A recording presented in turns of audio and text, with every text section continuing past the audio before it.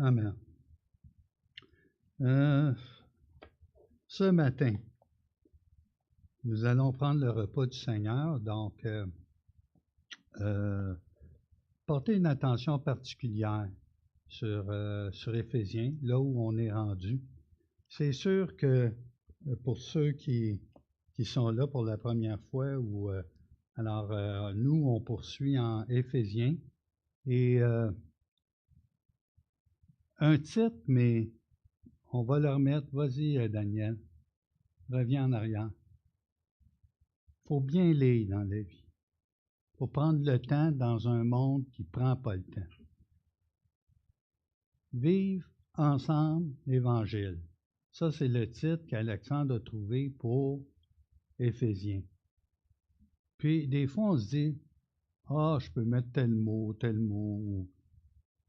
Le secret ici, c'est la grâce et la paix de notre Seigneur Jésus-Christ. C'est ce qu'on va voir ce matin. Mais l'Église se vit ensemble. Vous comprenez? Ensemble. Et si vous ne comprenez pas, mais c'est une grosse leçon à comprendre. Ensemble. On ne peut pas vivre l'Église isolée dans sa maison ou quand quelqu'un me fait de quoi ou je suis susceptible. Bon, je ne suis pas susceptible, moi, mais...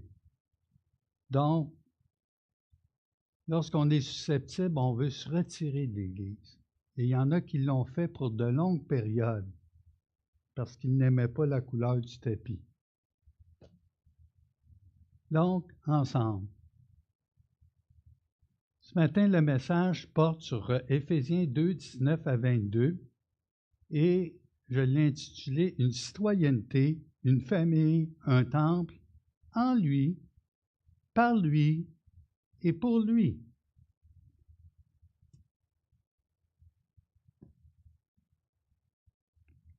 Donc, le texte, je prends le second, 1910 parce que je suis une vieille personne.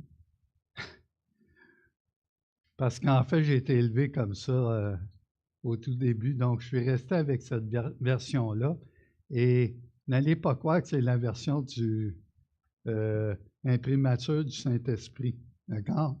Il y a plusieurs versions, mais ce qui est plus facile pour une assemblée, c'est de suivre le texte qu'on prend le matin, d'accord?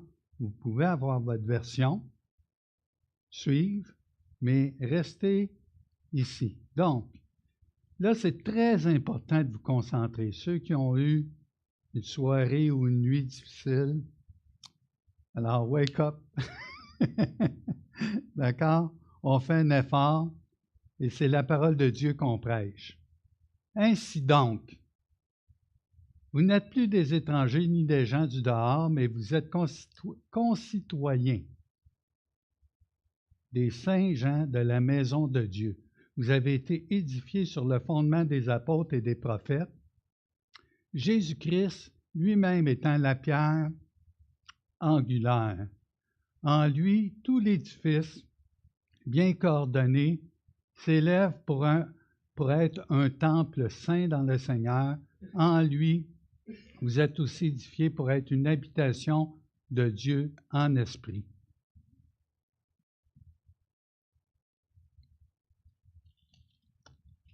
Sans plus tarder, on y va, Daniel, on est bien parti. Vous vous rappelez de ce qu'on vient de lire? C'est le passage qu'on étudie ce matin. Alors, pour bien comprendre les illustrations, il y a 3 illustrations, 3 métaphores que l'apôtre Paul prend par rapport à un conflit qui existe entre les païens, les non-juifs, et les juifs. Et ici, on ne parle pas nécessairement juste de croyants juifs, on parle de juifs en général. Et c'est important de comprendre que les 3 métaphores, les 3 images, ont pour but de parler de ce conflit. Ça m'a pris du temps pour comprendre. On lit, puis qu'est-ce que la lettre aux Éphésiens nous dévoile? La lettre aux Éphésiens nous dévoile ce qu'on appelle l'ecclésiologie, c'est-à-dire tout est posé pour savoir comment l'Église fonctionne et quel est son but. Et son but, c'est un but d'édification, mais en vue des gens du dehors, pour que notre lumière brille sur eux et que Dieu illumine les cœurs pour qu'on sache cette importance de l'Église.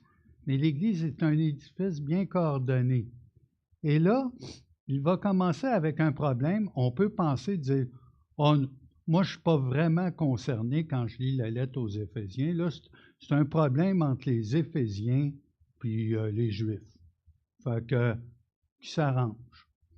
Non, non. C'est très d'époque, c'est très actuel, et vous allez voir que les applications sont très fortes pour nous. Ici,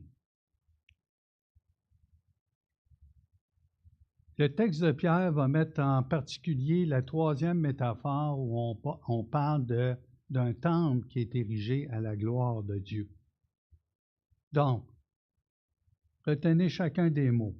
Approchez-vous de lui, pierre vivante, rejetée par les hommes, mais choisie et précieuse devant Dieu.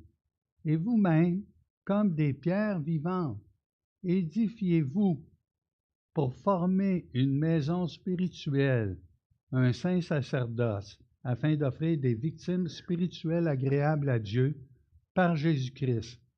Car il est dit dans l'Écriture, « Voici, je mets en Sion une pierre angulaire, choisie, précieuse. Et celui qui croit en elle ne sera point confus. L'honneur est donc pour vous qui croyez. Mais pour les incrédules, la pierre qu'ont rejetée ceux qui bâtissaient est devenue la principale de l'angle, et une pierre d'achoppement et un rocher de scandale.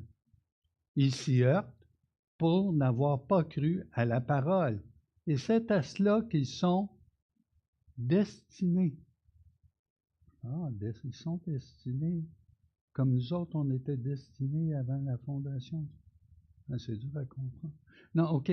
Vous, au contraire, vous êtes une race élue, un sacerdoce royal, une nation sainte, un peuple acquis, afin que vous annonciez, le but, l'intention, les vertus de celui qui vous a appelé des ténèbres à son admirable lumière, vous qui autrefois n'étiez pas un peuple, et qui maintenant êtes le peuple de Dieu. Vous qui n'aviez pas obtenu miséricorde, et qui maintenant avez obtenu miséricorde.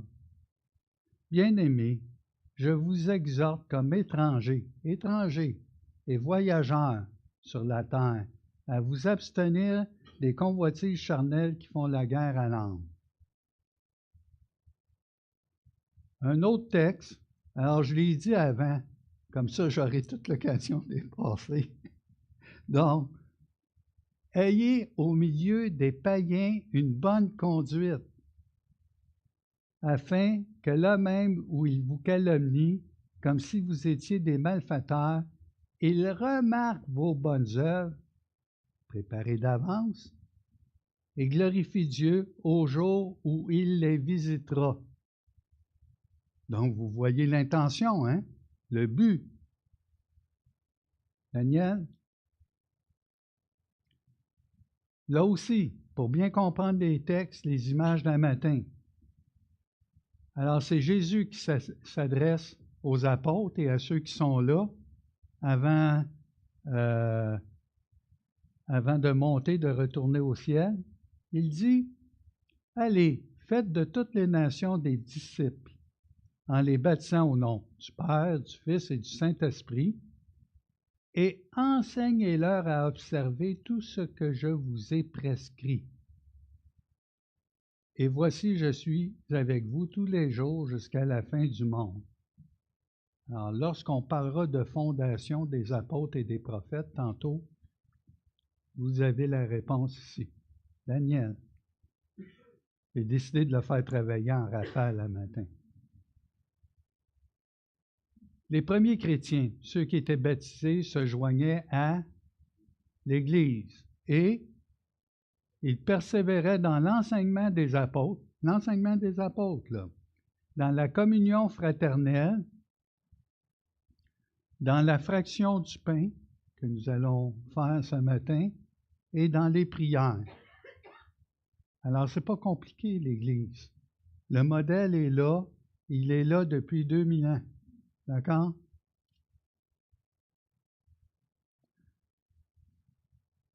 Pour ne pas manquer mon coup, je vais vous lire la conclusion tout de suite de ce matin, parce que je la manque tout le temps.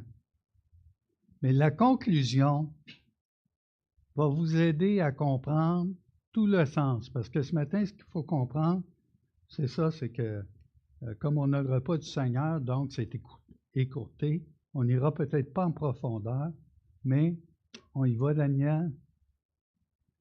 C'est une citation de John MacArthur auquel j'ai fait des annotations, des corrections. Par le sang, la souffrance physique, et j'ai mis physique parce qu'il a mis physique, mais je dirais la souffrance tout court, émotive, affective, physique, la souffrance que Jésus a portée comme humain et comme Dieu.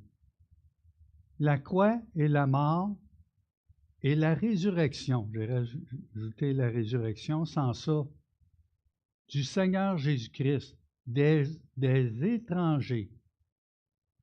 C'est ce que le passage va dire ce matin. Des étrangers deviennent des concitoyens. Plus que des citoyens, des concitoyens. Comprenez-vous la nuance? Ensemble. Donc, des gens du dehors deviennent des membres de la famille, des gens de la maison. Est-ce que vous savez que ça prend au moins 2 personnes pour faire une famille? C'est dur tout seul. OK, vous réfléchissez. OK?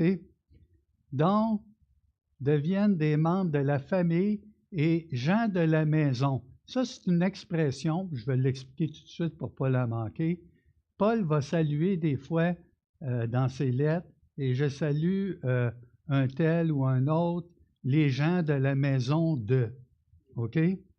Et c'est important de comprendre que ces gens n'étaient pas nécessairement des frères, des sœurs, c'était des servantes, des esclaves, tout le monde. Et un bon maître, son nom était considéré de la manière dont il traitait les gens de sa propre maison. Donc, on devient des membres de la famille, pas des sous-membres. Vous comprenez? Pas des gens de moindre importance. De la même façon, quand tu deviens, on en parlera tantôt, des citoyens, des concitoyens, tu n'es pas un citoyen de second ordre. Est-ce qu'il y en a ici qui ont reçu leur statut de citoyenneté? Levez la main, levez la main. Ah, mais vous n'êtes pas vraiment des Canadiens. Moi, je suis un Canadien. Moi, je suis un Canadien, je suis né ici. Vous êtes des étrangers. Donc, vous savez ce que je suis en train de faire avec vous. Je suis en train de vous narguer. Mais vous, qu'est-ce que vous répondez? Je suis citoyen. Le Canada m'a émis le statut de citoyenneté. Donc, vous savez, c'est quoi être citoyen, hein? Vous, ça vous touche particulièrement, hein? Et les Éphésiens aussi, ça les touchait. Et je continuerai tantôt. Donc, on est passé des idolâtres, des païens, deviennent le temple du Dieu véritable. Et là, j'ai mis vivant à la place, le Dieu vivant, parce qu'on est dans une relation organique avec Dieu. Dieu est en travail sur nous présentement. Puis un Dieu véritable, il y en a juste un. OK, vas-y Daniel. Les désespérés héritent des promesses de Dieu. Est-ce que ça vous arrive? Donc, on est rempli d'espérance, même dans la détresse.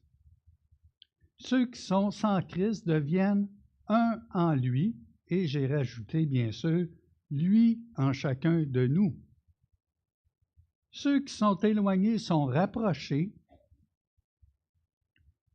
et laissant Dieu, hey, c'est une belle expression, sont réconciliés avec Dieu. En lui, en lui, en lui. Tout le long de l'Épître aux Éphésiens dans le premier chapitre. C'est ça, là, tout ça qu'on vient de dire, la réconciliation des hommes avec Dieu et des hommes entre eux. Les hommes entre eux, donc, que Dieu a élus avant la fondation du monde, des hommes nés de nouveau pour vivre en tant que nouvelle société, les uns avec les autres, dans un monde perdu. Ça, c'est moi qui l'ai rajouté. Et c'est dans un des commentaires de John MacArthur sur Éphésiens. Alors, vous avez le message résumé. On peut peut-être quitter puis mettre le temps d'adoration plus long ce matin. Mais il ne s'agit pas de rendre les choses plus compliquées pour expliquer ce que la Bible dit. D'accord? Alors maintenant, comme vous me connaissez, je n'ai pas pu m'empêcher de vous rendre ça un peu plus compliqué. D'accord? Donc, ceux qui ont de la difficulté ce matin, demandez à Dieu d'ouvrir vos cœurs. C'est très important. Vous savez, et la famille de Dieu, c'est pas juste un bâtiment, puis quand il parle que le temple s'érige, c'est pas le bâtiment ici, là, on va voir ça. Et ce qu'il faut comprendre, si vous ne comprenez pas qu'il y a une rivalité puis une tension entre les Éphésiens puis les Juifs, comme dans tout l'Empire, puis quelques années avant que la lettre soit écrite, l'empereur Claude avait chassé les Juifs de Rome. Les Juifs, ben, ils ont une très belle réputation, hein? C'est des gens qui ont... Attendez que je retrouve mes papiers. C'est des gens dont l'intégration est difficile parce qu'ils sont sectaires, ce sont des fanatiques religieux. Leur manque d'intégration avec les communautés dans lesquelles ils vivaient, puis ils ont un air d'autosuffisance, de prétention et de supériorité qui se dégage dans leur rapport avec la collectivité, parce qu'ils sont le peuple élu, le peuple choisi. Et nous, de les détester malgré, on va dire les choses en québécois, malgré qu'ils sont détestables, alors, malgré, puis on dirait malgré qu'ils méritent quelques baffes, OK? Si vous ne comprenez pas ce que je dis, allez vous promener sur la rue Hutchison, de l'Épée, Bloomfield, la rue Bernard, la rue Saint-Viateur, la rue Van Horn, dans l'Ouest, un vendredi soir, à partir de 3 heures. Tu vas voir qui est l'étranger. Mais c'est le peuple élu, endurci. Et Paul va dire plus loin dans Romains, le endurcissement permet notre intégration. Donc, soyons pas sur une branche en train de scier entre l'arbre et la branche. On risque quoi? De tomber, hein? Donc, imaginez-vous que c'est des Juifs convertis qui viennent présenter l'Évangile aux Éphésiens. Seigneur, tu n'aurais pas pu rendre ça plus compliqué encore? Tu sais comment qu'on les... Non, pas c'est... Et là, vous savez, lorsque les Juifs étaient chassés par un édit de l'empereur ou un peu partout, on ne faisait pas de différence entre le Juif orthodoxe, le Juif né de nouveau. Tout le monde y passait. D'ailleurs, quand Paul est avec Aquilas et Priscille, puis qu'ils vont recevoir aussi Apollos, ils ont été chassés, eux, de Rome sur l'édit de l'empereur Claude. D'accord? Donc, vous comprenez un peu plus le contexte. Mais le contexte ici, malgré l'autosuffisance des Juifs, Paul veut dire, vous avez, et on va revenir au texte, verset après. Ainsi donc,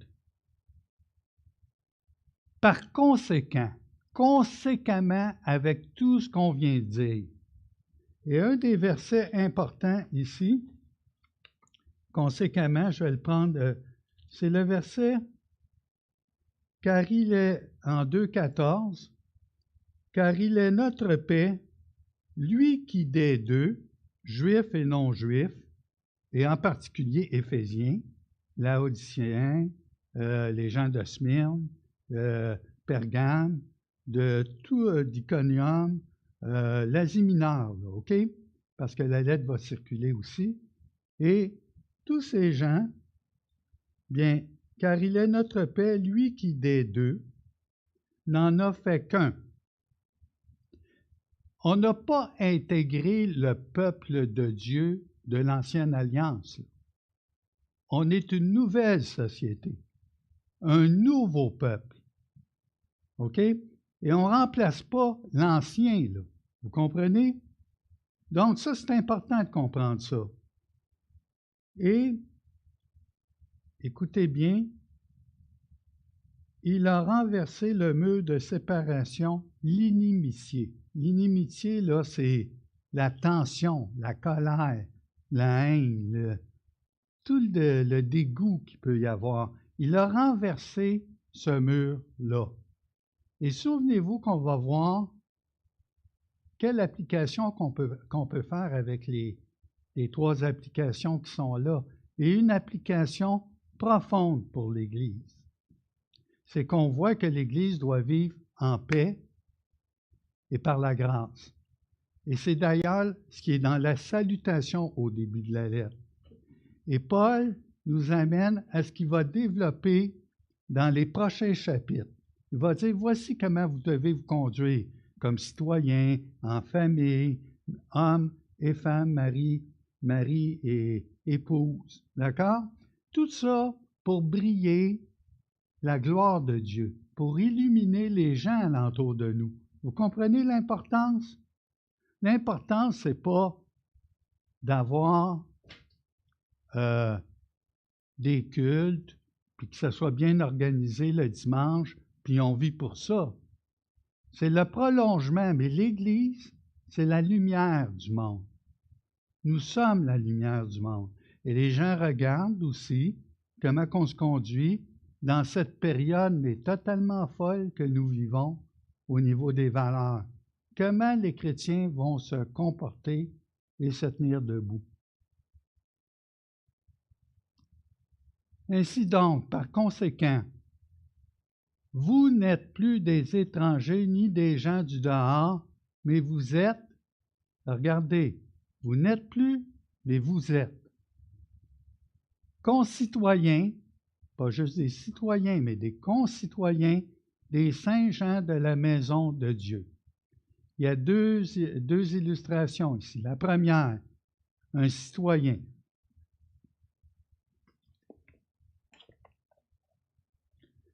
Il y a 3 mots ici qui sont utilisés. Le mot étranger, le mot des gens du dehors, puis le mot concitoyen. Puis ensuite, vous avez des saints gens de la maison de Dieu. Ces 2 images ici, pour nous faire comprendre. Et on n'est plus des étrangers. Le mot, c'est xénoi en grec. On ne sait pas ça. Non, vous le savez. Si je vous dis xénophobe, c'est quoi un xénophobe? Quelqu'un qui a peur des étrangers. Donc, vous voyez la racine des mots, xéno, xénoi. Donc, imagine-toi, tu vis à Éphèse et on te considère comme un étranger. Puis un étranger ici, pas « bonjour, soyez le bienvenu parmi nous ». Non, tu es un étranger, on ne te regarde pas, puis tu vas juste passer.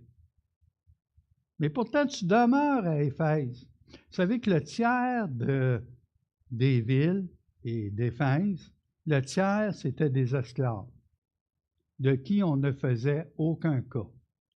On dirait ça aujourd'hui, de nos jours, des itinérants, du cheap labor, des gens sur le BS.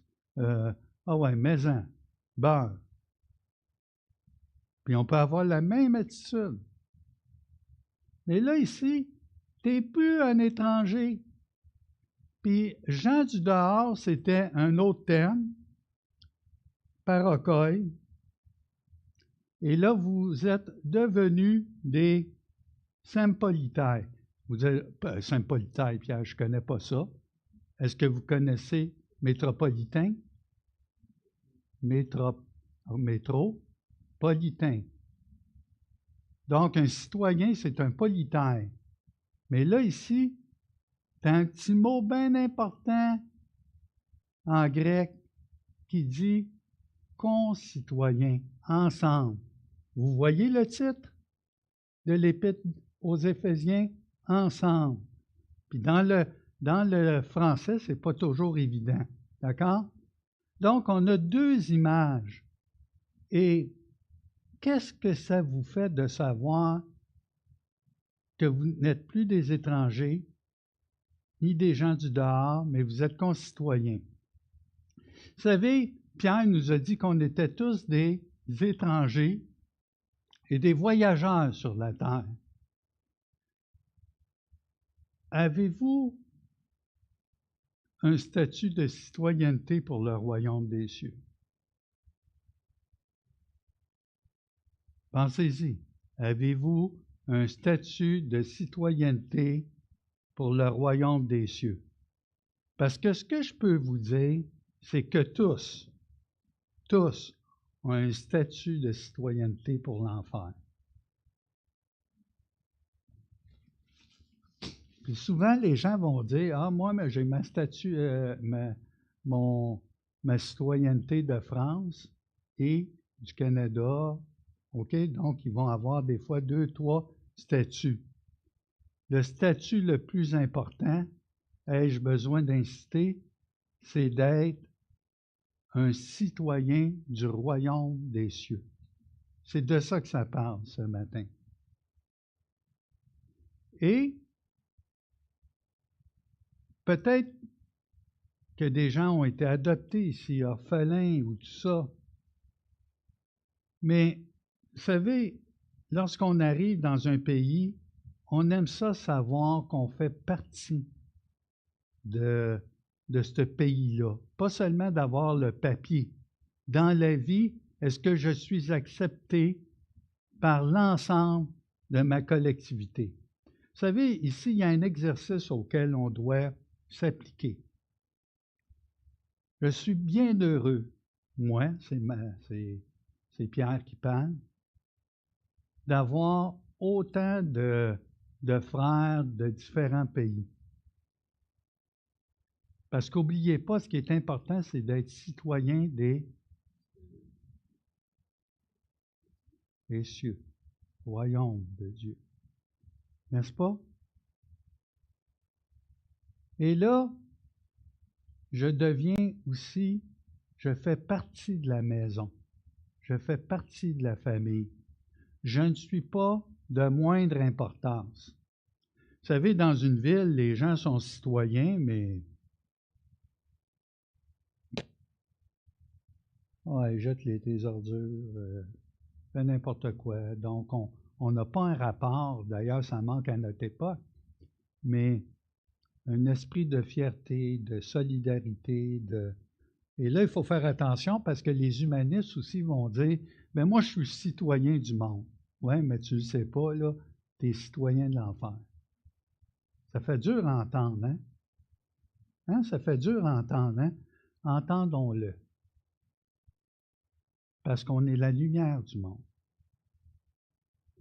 Donc, deux images où là, il va expliquer que vous êtes réconciliés. On passe à l'autre.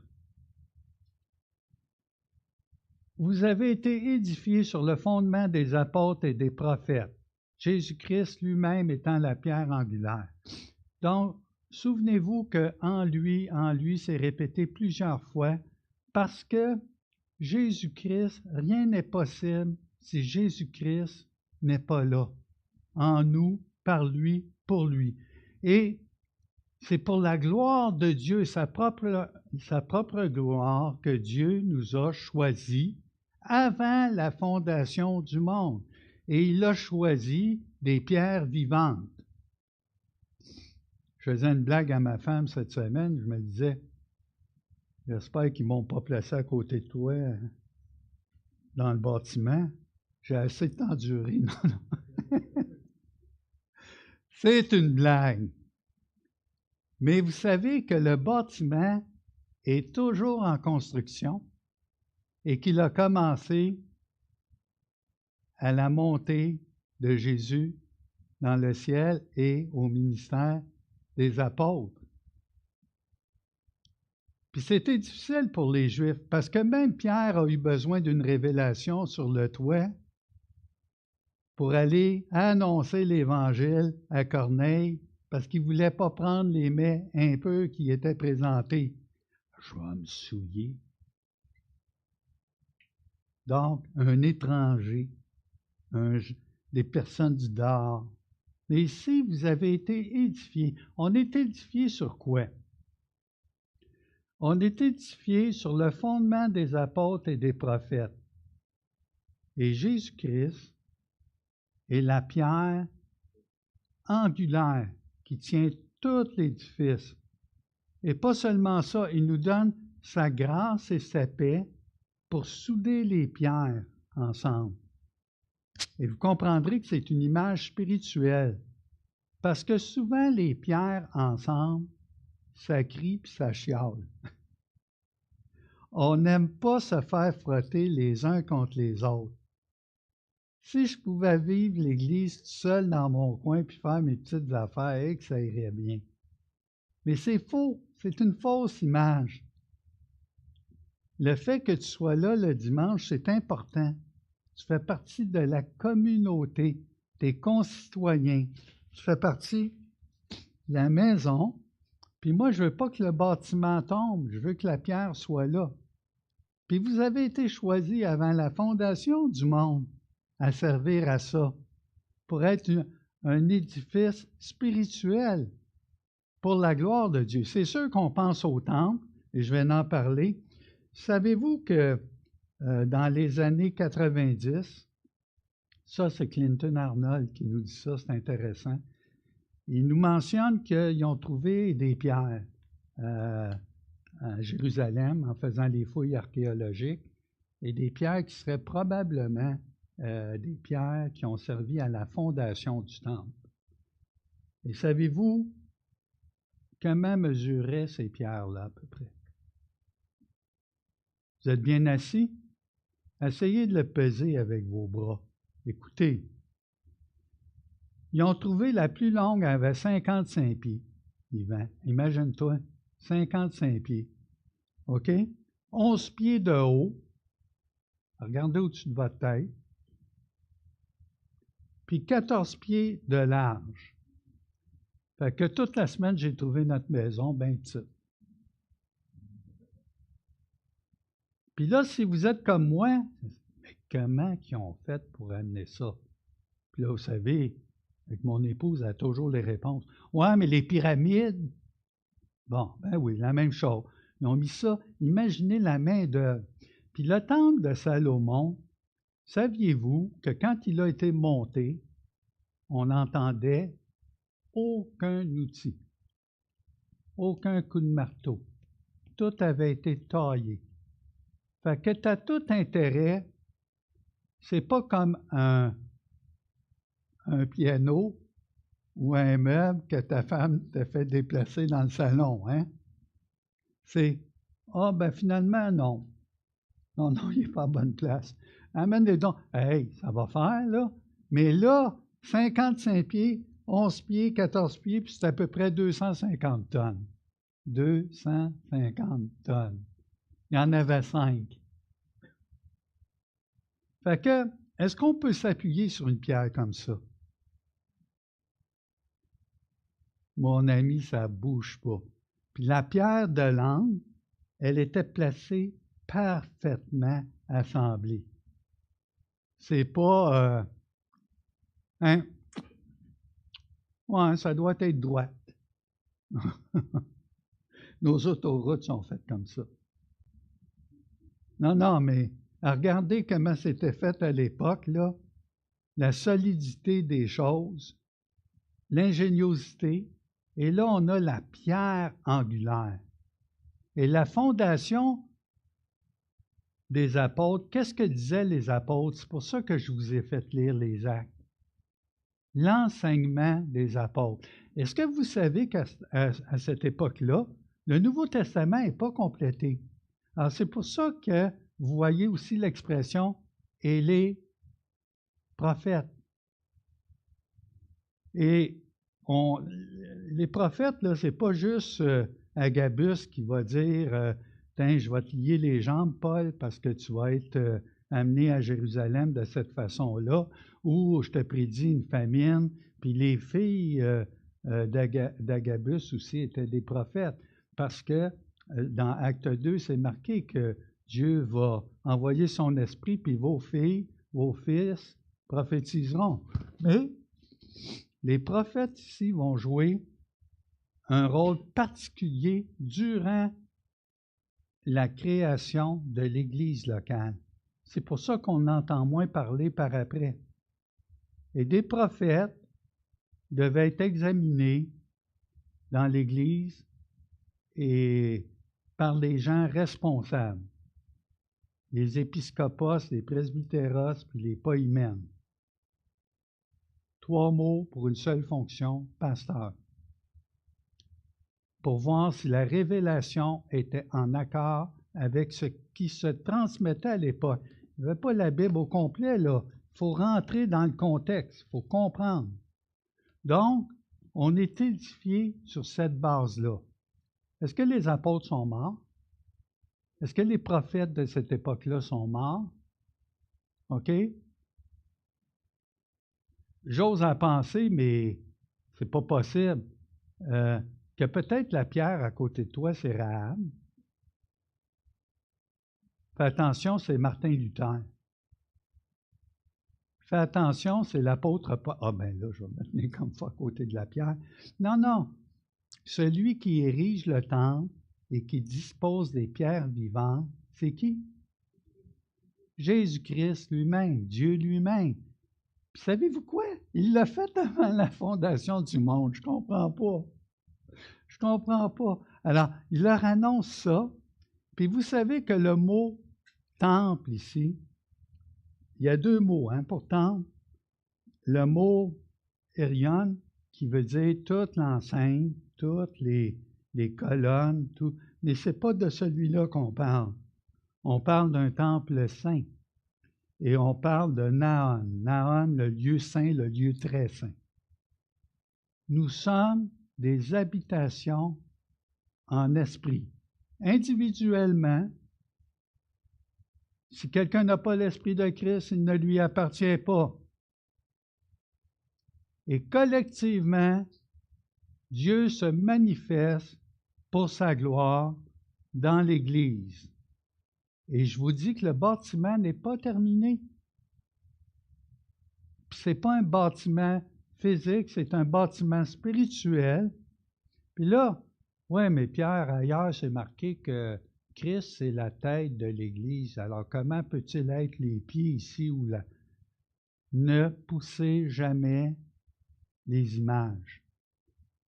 Comme je dis à une sœur régulièrement, à Diane, je dis, gardez l'équilibre. Vous gardez l'équilibre. Et quand il y a des images, respectez toujours l'image pour compléter le texte. D'accord? Et ce n'est pas en contradiction avec ce qui est dit ailleurs dans le Nouveau Testament.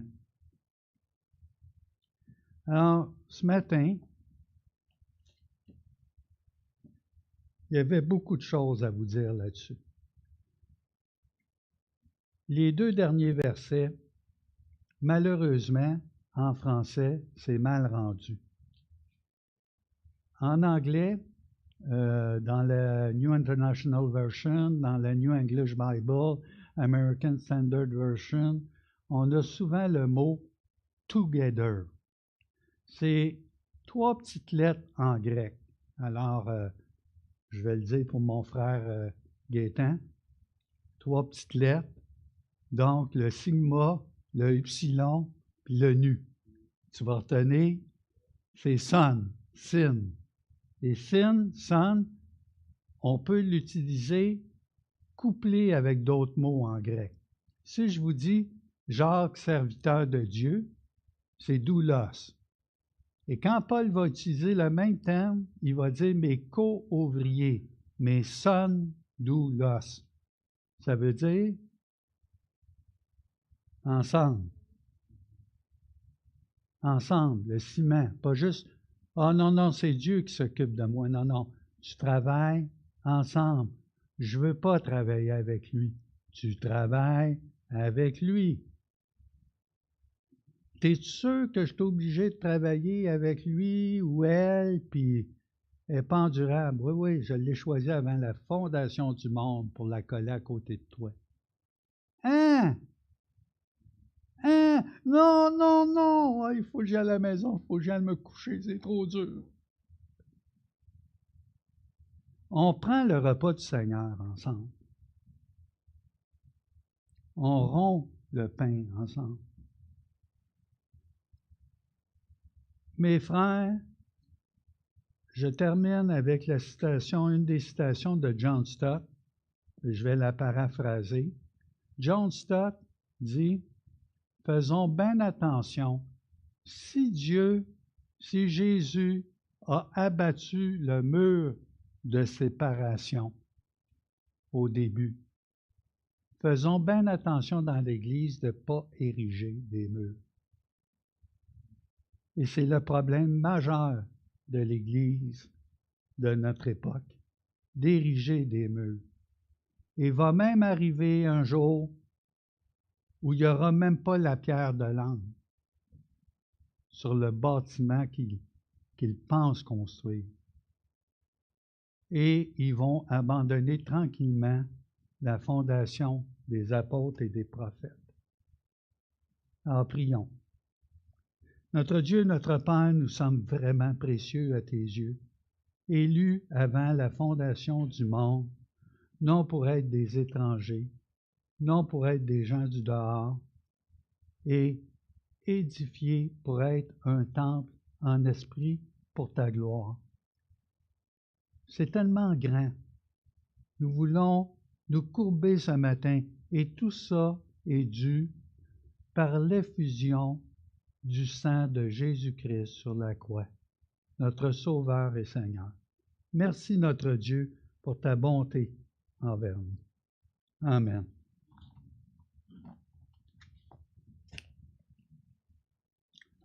Et on va faire